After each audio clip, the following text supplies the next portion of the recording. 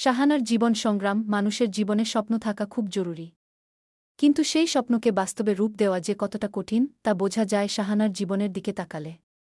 শাহানা একটি দরিদ্র পরিবারের মেয়ে, যার চোখে ছিল অসীম স্বপ্ন আর হৃদয়ে ছিল অদম্য ইচ্ছাশক্তি। শাহানার জন্ম ঢাকার একটি বস্তিতে। তার বাবা একজন রিকশা চালক এবং মা গৃহকর্মী। পরিবারের বড় মেয়ে হিসেবে ছোট থেকেই দায়িত্ব কাঁধে তুলে নিতে হয়েছে তাকে। ঘরে ছিল আরও 2 বোন ও 1 ভাই।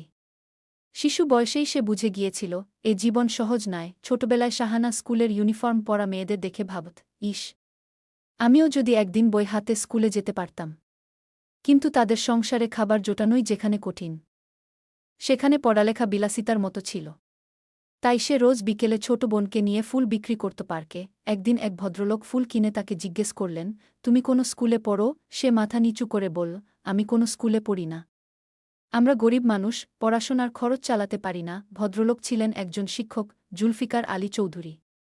তিনি শাহানাকে পড়ালেখার সুযোগ দেওয়ার প্রস্তাব দেন। প্রথমে অবিশ্বাস করলেও শাহানা সম্মতি দেয়া, কারণ তার হৃদয়ে পড়ালেখার তীব্র আকাঙ্ক্ষা ছিল। এইভাবেই শুরু হয় শাহানার নতুন পথচলা। একটি স্কুলে ভর্তি হয়ে সে মনোযোগ দিয়ে পড়াশোনা করতে থাকে।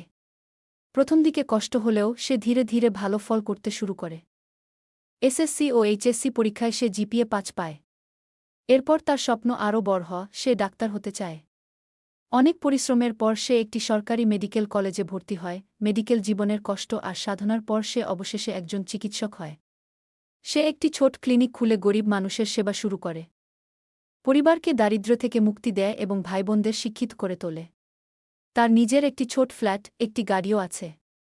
কিন্তু এসবের চেয়ে বড় তার অর্জন, একটি স্বপ্নকে সত্যি করে তোলা। শাহানার জীবন আমাদের শিক্ষা দেয়া, স্বপ্ন কখনো গরিব হয় না।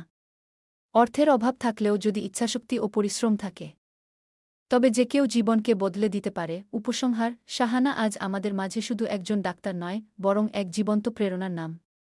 তার মতো মানুষেরা প্রমাণ করে, সংগ্রাম, বিশ্বাস আর সুযোগ একত্রে মিললেই অদ্ভুত কিছু সম্ভব।